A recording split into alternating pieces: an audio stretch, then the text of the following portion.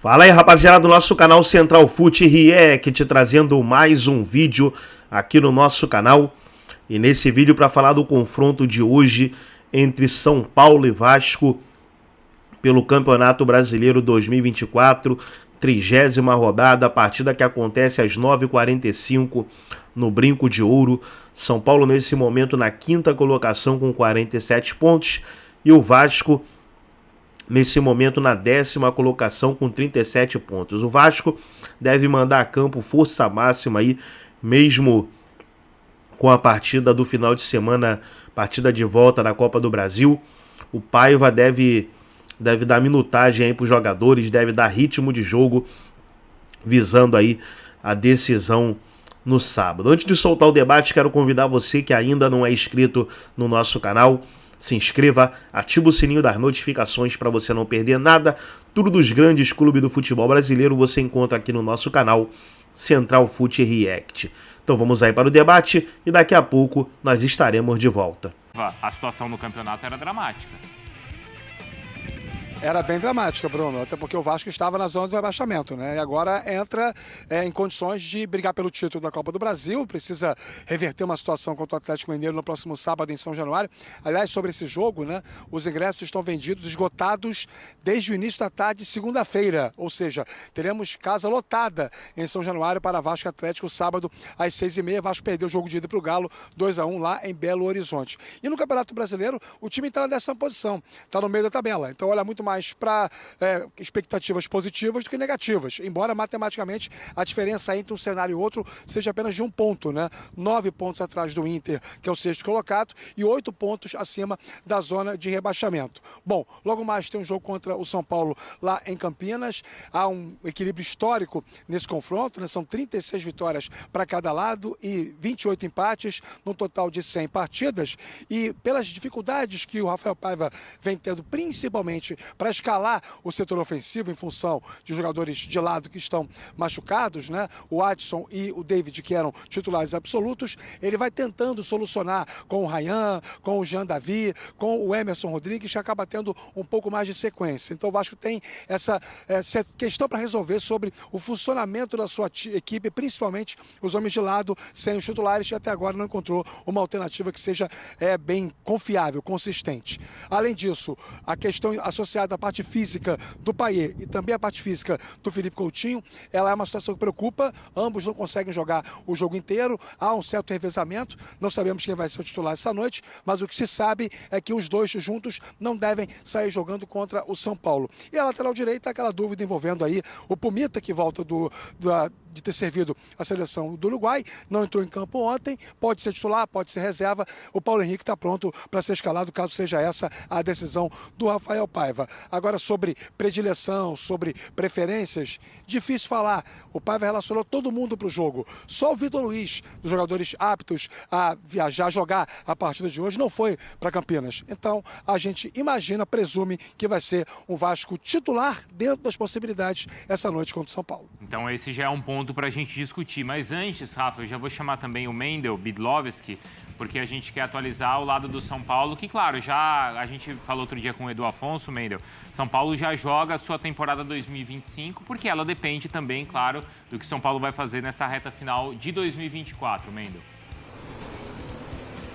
É isso mesmo, Bruno. A meta do São Paulo é se classificar para a Conmebol Libertadores em 2025. É para isso que o São Paulo joga esses últimos 9 jogos do Campeonato Brasileiro. Tenta se recuperar da última partida, derrota para o penúltimo colocado, Cuiabá.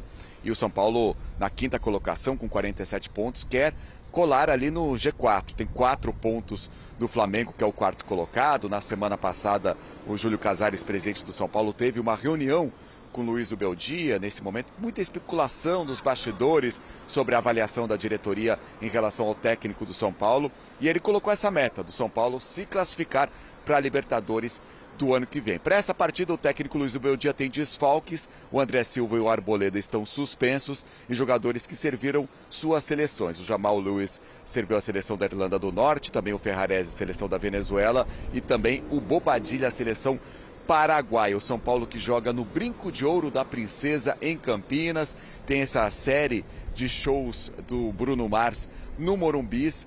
o Brinco de Ouro, que tem uma grata recordação para o São Paulo. Foi lá que o São Paulo conquistou o título do Campeonato Brasileiro em 1986 e também o Rafael Marques trouxe números aí do confronto entre São Paulo e Vasco. O fato é que, como mandante, o São Paulo não perde para o Vasco desde 2012. E Bruno, para encerrar, você falava sobre a camisa 3 que o São Paulo estreia hoje nessa partida contra o Vasco, uma camisa preta com manchas vermelhas, lembrando a fumaça que a torcida do São Paulo utiliza para receber o ônibus do São Paulo nos jogos em casa, também com inscrições em relação à torcida do São Paulo, a torcida que conduz. Essa camisa foi um tema de votação no Conselho Deliberativo do São Paulo, porque foge, né, dos padrões da camisa 1 e 2 do São Paulo. Foi aprovado, então o São Paulo vai usar esse uniforme nesse jogo importante do São Paulo, que tenta não se distanciar do G4, também não cair ali também fora do G6. São Paulo que quer essa vaga na Conmebol Libertadores em 2025, Bruno. Ô Mendel, só confirma pra gente o Ferreirinha, tá? O Edu Afonso falou bastante sobre isso, né? A gente tá vendo os números aí do jogo do primeiro turno, né? São Paulo perdeu por 4-1 pro Vasco, foi um jogo ali de arrancada do Vasco da Gama, início do trabalho do Paiva. O São Paulo teve até mais posse de bola, mas o Vasco finalizou mais e também de maneira melhor, né, mais correta, e ainda ações na área do rival. Aí foi mais equilibrado, mas olha como o Vasco mordeu mais, né, 30 desarmes contra 18, até porque o São Paulo teve mais posse, né? Então uma coisa está relacionada à outra, certo, Marmar? Se tem mais a bola, tem mais chance de perder a bola. Mendel, então só confirma pra gente o Ferreirinha, você falava sobre esses possíveis retornos, ele está confirmado? O Ferreirinha é dúvida, né? Ele volta dessa lesão na perna esquerda, tá voltando. O Alisson também voltando ao time do São Paulo em um outro estágio, né? Mas o Ferreirinha aí, dúvida para essa partida. O jogador que foi importante na temporada tá voltando de lesão. Boa, para essa partida. Obrigado, viu, Mendel, para essa partida que é importante para o São Paulo. Me chamou a atenção o Rafa, e já vou colocar o Rafa na conversa também, falando que o Vasco relacionou todo mundo, Marra. Tá certo? Ou deveria fazer como o Galo tá fazendo, assim, focar mais na Copa? É porque o Atlético tem uma outra decisão também na semana, né? Duas, né? Isso. Uma atrás da outra. Eu acredito muito, Bruno, na palavra do técnico e da comissão técnica como um todo, né? Um jogador que você percebe que está um pouco mais desgastado e tal, dá uma segurada. O Rafa mesmo falou.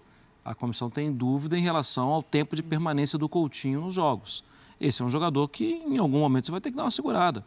Nossa, mas acabou de tomar o gol e o técnico foi gênio, tirou o Coutinho.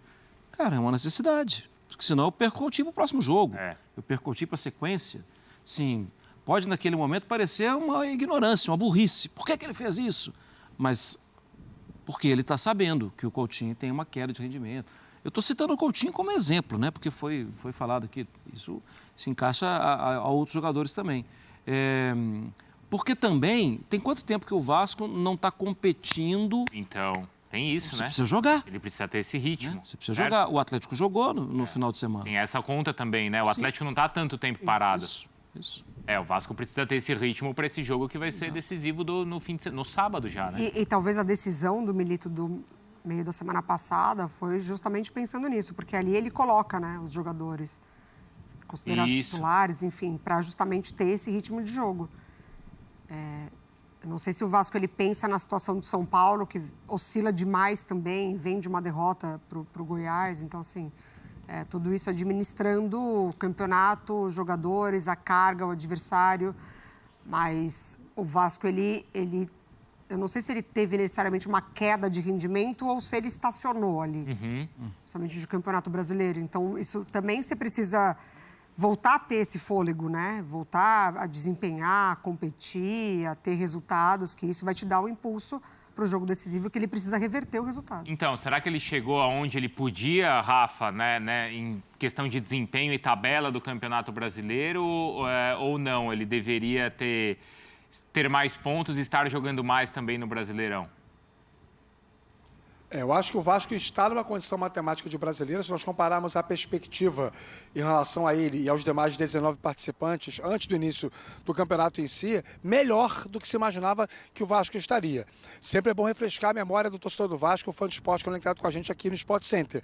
O Vasco começa o Campeonato Brasileiro ainda com uma dificuldade enorme em relação à metodologia de trabalho, tenta um técnico português, o Álvaro Pacheco, para chegar e mudar um pouco o jeito do time jogar. O trabalho dele é muito fracassado, teve tempo para treinar e não trouxe retorno. O Vasco estava no Z4, perdendo jogos de maneira incontestável, ou seja, jogando muito pior do que os seus adversários. Então, o temor era grande no início do campeonato. O Paiva chega e muda essa perspectiva, melhora a competitividade do Vasco, o time aumenta a pegada, a fúria, a força, a gana, condicionalmente a parte física dá uma evoluída e aí o Vasco passa a competir mais. Se você perguntar ao vascaíno, né, perguntasse ao vascaíno lá em abril, se ele comprava em outubro de 2024 uma vaga na semifinal da Copa do Brasil e o meio da tabela do Campeonato Brasileiro, ele comprava fácil. Ele não imaginava nada nesse sentido. Ele imaginava um cenário pior. E acabou que o tempo, a prática, mostraram uma outra perspectiva. O Mário Marra falou sobre competição. Pela minha memória, se ela não estiver me traindo, e aí se estiver me traindo eu peço desculpas desde já, desde 2017, o Vasco não fazia um segundo semestre do Campeonato Brasileiro ou da temporada do futebol brasileiro com perspectivas tão positivas. Então é muito tempo, gente, são 7 anos. Tem essa... Recentemente a gente está gravando o podcast, né, o Rolou Melão, e aí não sei se foi o Eugênio que fez essa reflexão. Há quanto tempo o Vasco, é o que o Rafa falou, não tem um outubro tranquilo? É um outubro tranquilo. É verdade. Ou com ambição, né? Pensa, além de tranquilo, ele pode ser maravilhoso. Pode, opa. Só que se ele não for maravilhoso, ele ainda assim foi tranquilo. Porque nos últimos anos o outubro era desesperador. Era o Halloween. Nossa Senhora. Não era? Exatamente. Contando aí dia 31 chegar e não tinha doce nem travessura, era só assombração, Mariana. Sim, era isso. O Halloween no Vasco começava antes do dia 31. Acabava o carnaval, já começava, né, Rafa? Quase isso. E o torcedor sabe disso, e racionalmente ele sabe disso. Obviamente que muitos vascaínos se empolgam naturalmente com um momento um pouco melhor, mas uma análise mais fria, mais racional, ela mostra essa percepção de que muito do que o Vasco hoje colhe é fruto do plantio do Rafael Paiva. Ele mudou muita coisa internamente. Longe de ser um técnico apoteótico, maravilhoso, espetacular, ainda está em fase de amadurecimento, evolução na profissão, ainda comete algumas falhas, muitas vezes, de escolhas para o início das partidas, mas o tempo vai mostrar para ele melhores caminhos, mas o trabalho dele é muito bom. Isso é incontestável. Agora, o São Paulino, no começo do ano, não compraria essa situação no mês de outubro. Não, porque era campeão de Copa do Brasil. Isso. No começo do ano tinha um trabalho que o São Paulino também não gostava muito, né? Que era o trabalho do Carpini, que até no início começou gostando. Ganhou do Corinthians, exatamente. Ganhou a Supercopa do Palmeiras e tal. Só que mas era muito cedo. E aí, o início da Libertadores, os 2 primeiros jogos não foram com o Zubeldia, mas o impacto da chegada do Zubeldia foi uma coisa incrível. Imediato. São Paulo ganhando. Não tomava gol. Exatamente, era uma coisa... Aos poucos, isso foi cedendo espaço para dúvidas, E eu não concordo também, tá? Você pode criticar o trabalho do Zubeldia, como você pode criticar qualquer trabalho. Escolhe um aí, pode criticar, você vai achar um ponto para criticar. Mas... Gente, ele chegou em abril. Isso. A gente acabou de falar do Vojvoda, que chegou sei lá que ano. Já tem tanto tempo que eu já acostumei com ele aqui há tanto tempo. É preciso a ele ser oferecida uma oportunidade de montar um time. Olha, já está aqui no mercado brasileiro, você tem experiência com o mercado argentino, com o mercado equatoriano. E aí, quem que você acha que fica mais dentro do seu perfil para a próxima temporada? Eu acho que ele merece essa oportunidade. Mas ele está sendo... Muito pressionado. Eu não vou nem falar questionado, mas ele está sendo avaliado, não é, Mari Pereira?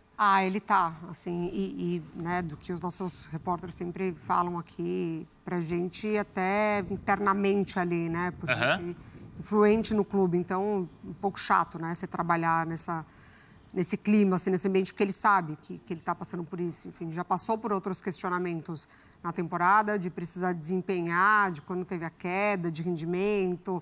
São Paulo que não marca gols, enfim, né? Aí Copa do Brasil e aí depois Libertadores.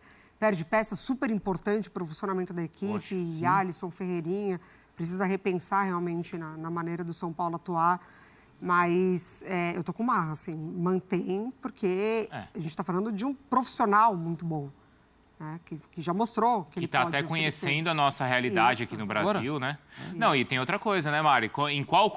mas o São Paulo vai estar... Ele caiu na Libertadores e na Copa do Brasil. Mas, assim, em qual condição... Caiu Claro, pra pra quem, quem? né? Na A gente tá Libertadores. falando aqui agora, enchendo a boca para falar do Luiz Henrique, do Igor Jesus. E caiu nos pênaltis. Infelizmente, o futebol brasileiro não contempla isso, né?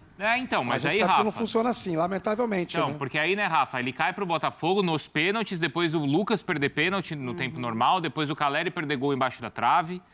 No próprio confronto contra o Atlético, tem uma cabeçada do Lucas e aí depois o Batalha faz no finalzinho do jogo um gol.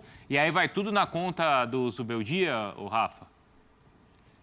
Pois é, a competição de mata-mata ela tem essas peculiaridades, Bruno, Mari e Marra. E o torcedor sabe disso. Racionalmente ele sabe disso. São campeonatos específicos. Cada etapa de mata-mata ela tem a sua própria natureza, a sua própria história. E acho que o trabalho de um técnico não pode ser mensurado por eliminações da maneira como elas aconteceram em competições de mata-mata. O trabalho como um todo do Zubeldia, eu estou com Marra. Ele é bom. Ele é bom porque ele desenvolveu uma dinâmica de jogo interessante, ele mostrou durante um tempo o São Paulo com um potencial de protagonismo enorme. A bola que o São Paulo do Zubeldia jogava no início do trabalho dele era, no todo, melhor do que a bola que jogava nos tempos do Dorival Júnior. É o que eu acho, inclusive, no meu entendimento, o trabalho do Zubeldia, e aí eu estou muito com a Mari também, perde muito quando você tem as ausências de jogadores importantes como Alisson, Ferreirinha. Acho que o time sente ali um impacto grande, muitas pequenas contusões que obrigaram mudanças de escalação, de esquemas táticos. Acho que em algum momento ele precisou reordenar a metodologia do trabalho, e aí talvez ele tenha pecado, cometido uma falha ou outra, mas a média do Zubeldia é muito alta, mesmo que o São Paulo não pegue uma vaga na fase de grupos da Libertadores. Acha que o São Paulo do Zubeldia jogou mais que o São Paulo do Dorival, Rafa? Ou joga mais? Bola, sim. Bola, jogar bola. Futebol. Tecnicamente, capacidade de jogo, desenvoltura. Não estou me referindo a resultados, números. Claro. Até porque o Dorival ganhou uma Copa do Brasil, um título Ainda mais inédito a maneira, pro clube, né, O São como Paulo ganhou, gigantesco, não tinha a Copa do Brasil, exatamente. Assim, ganhou do Flamengo e tal, mas como um todo, a imposição de jogo do São Paulo no início do Zubeldia, a força ofensiva, aquela marcação encaixada, o time era muito veloz nas transições, o Lucas Moura voando, outros jogadores muito bem. Eu acho, aí é questão de gosto. Para mim, aquele início do trabalho do Zubeldia, o São Paulo me dava uma estimativa de temporada maior do que depois acabou de fato acontecendo. Fora a energia que ele trouxe, né? Assim, pro grupo, claro que Verdade. vai um pouco além ali em alguns momentos, mas participando demais, assim, comprando uma ideia, comprando uma briga, sabe, assumindo de fato ali que ele estava treinando o São Paulo, o torcedor se sentiu identificado também. Cochichando com a Mari aqui, assim, ele há quanto tempo ele não pode contar com o Pablo Maia? Sim. Que é um jogador que pelo Dorival, inclusive, foi convocado para a seleção. Então, assim, é mais um jogador que incorporaria um setor que já não tem o Alisson. Isso. Sim, E que naquele melhor momento do início do trabalho, ele mesmo destacava como o Alisson era a peça ali fundamental, né? E era, né? E era. Vocês destacavam, a gente mostrava aqui nas análises de vocês que de fato era mesmo. Rafa, até mais, tá? Boa sequência de trabalho aí pra você. Valeu, Bruno, Mari, Marra, até a próxima. Outros jogos, então, do Campeonato Brasileiro. A gente vai ver como a rodada, ela promete. Então tá aí, pessoal, foi um corte do canal do YouTube da ESPN Brasil. Todos os créditos, direitos autorais e agradecimentos estarei deixando o link na descrição do vídeo, onde os comentaristas debateram aí a partida de hoje entre São Paulo e Vasco. Gostou do vídeo? Deixe o seu like, se inscreva no canal, ative o sininho das notificações. Forte abraço a todos e até o nosso próximo vídeo aqui no nosso canal Central Foot React.